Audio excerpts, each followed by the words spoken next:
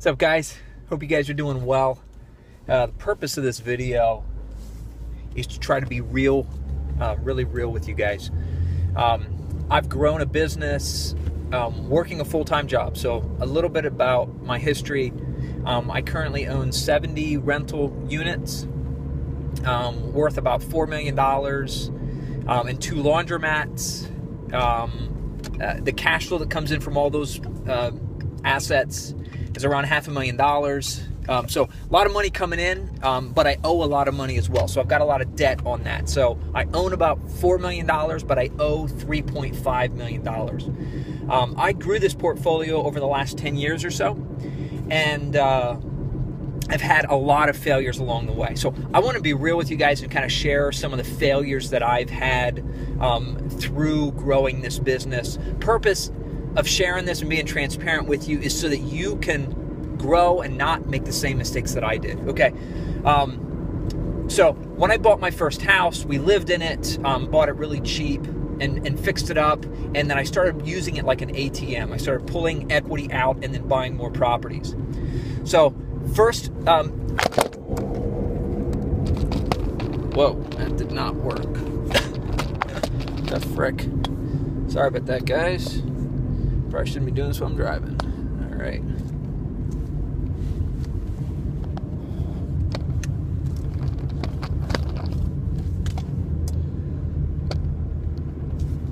You still see me at work? All right, so after I had that first house, I bought a house to flip. I paid $100,000 for it, and I thought it'd be worth about $180,000. I made 3 huge mistakes in that. 4. The first mistake is I didn't get a coach. I didn't really learn a process for how to do it. I just tried to use my common sense and hard sweat equity. Bought it. So I paid too much for it up front. That was second mistake. Third mistake is I put too much money into it. And I spent 4 months. I quit my job, spent 4 months just working on it and fixing it up. Okay, so I spent a lot of time. And then at the end of it, I got a realtor to sell it that was brand new to the market that I thought, it doesn't really matter. The house is going to sell itself. Huge mistake. You got to get the right realtor to be able to sell your home. The house sat for 6 months. I had 168 people come through the open house initially, went under contract, but because my realtor didn't know what she was doing, she messed something up on the contract, and the people were able to just walk away and did not buy it. And so, long and the short of it is, 6 months it sat on the market. Then I interviewed a whole bunch of realtors and found the one I thought was best. He had actually sold a house across the street in like 2 weeks, identical to mine, and they paid the asking price in 2 weeks. I was like, that's crazy. And so I called him, and he said, sure, I can sell your house. And sure enough, in 17 days, he sold the house. It was just a huge mistake, because 6 months of paying $1,000 a month mortgage, there goes $12,000 of profit. So I spent 4 months working really hard on this property, and I ended up with about $4,000 profit, but $4,000 over 4 months. And that much stress, not worth it at all. I do not recommend that. So that really kind of put a bad taste in my mouth. So then I thought, well, I'm going to buy something. So then I went out and I bought a laundromat. The laundromat was out of business, had junky equipment. And so, again, I used my house as an ATM, borrowed a whole bunch of money from it, and bought a whole bunch of equipment, totally renovated this house. This was in 2008, all right? Renovated this property. It was a house/apartment, and it was a laundromat. And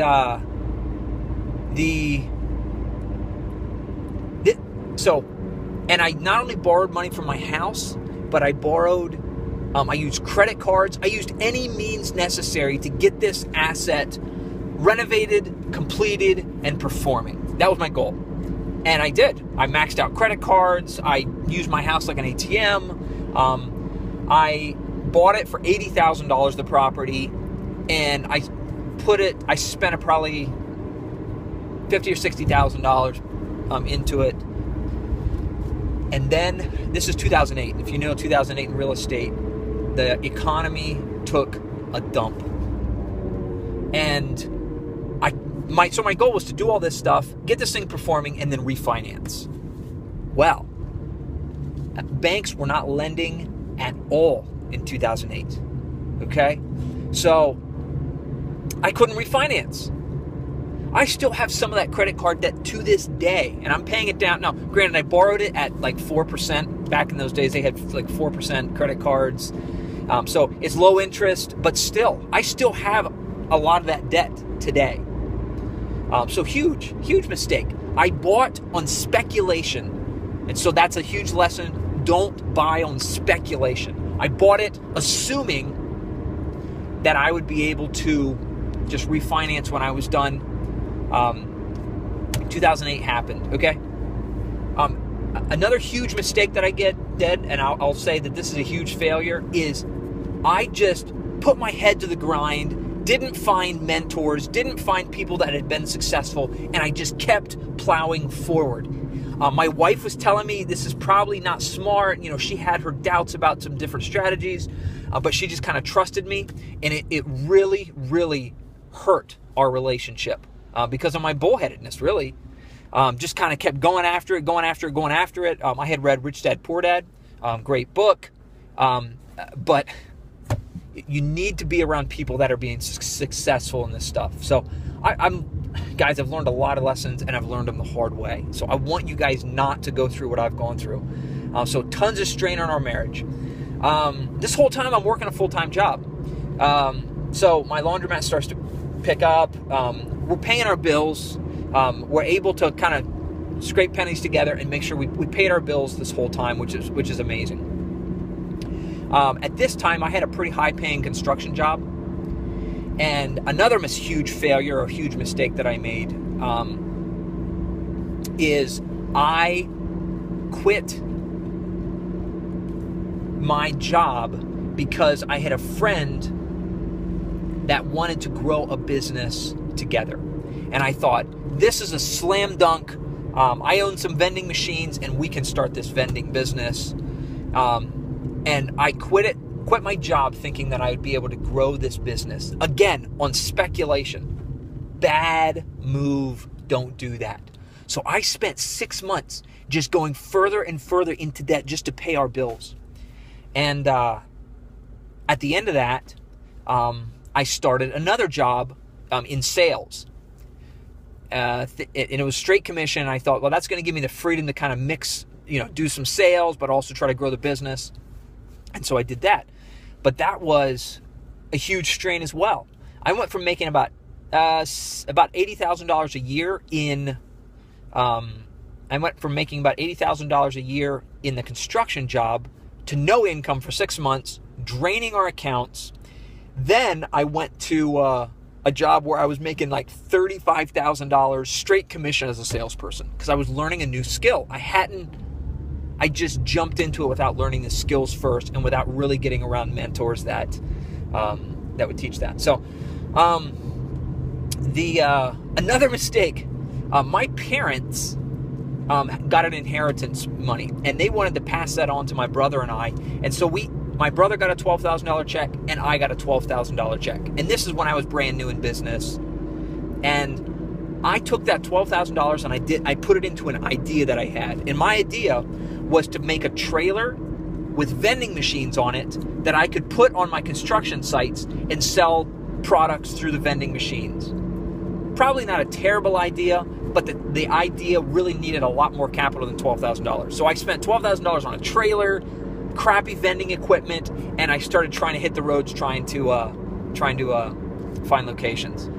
So I blew $12,000, and I ended up selling the vending business for like, I don't know, $3,000 2 years later. So lost a ton of money. And again, I learned a lot of information. So I want you guys not to make the same mistake. I want you guys to become wealthy. I want you guys to have tons of money, and I want you guys to do it without the stress that I've experienced. So I hope you guys find this helpful. I would say the last mistake that I did, and it's brought me full circle here, is What is it? Last mistake.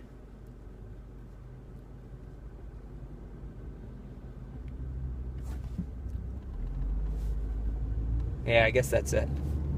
But guys, listen, get around mentors, that people that know the business you want to get into. Read lots of books about that before you start. And then don't quit your job. Start doing that. And then learn a disciplined method for saving money, okay? All those things are so critical. All those things are so critical. You've got to learn how to save your capital and learn how to invest that capital. So my new strategy is I buy assets that are already performing. I buy houses that have a tenant in it, that maybe just need a little bit of TLC to be able to get it going. And I've read a lot of books on strategies on how to be able to buy real estate with very little money, very little credit. And I'm happy to teach you guys how to do that stuff. And I want you to take action. That's one thing that I did do, is I took massive action and I just kept going after it. But 10 years later, I've got a mountain of debt, but I also have a mountain of assets. So I'm probably, my net worth is probably $500,000, but I'm not taking any of that real estate money and I'm not putting any of it in my pocket. Any of it. I am just using that real estate money and I'm slowly paying down my debts, and I'm working a full-time job to make sure that my family is secure, to make sure that my family's bills are paid. I'm trying to make sure that I'm being proactive in spending time with my family and spending time just growing my family. So, guys, I do not have all the answers, but I have learned a lot of stuff, and I really want you guys to not make the same mistakes that I did. Hope you guys find this helpful. Have a great day and keep moving forward.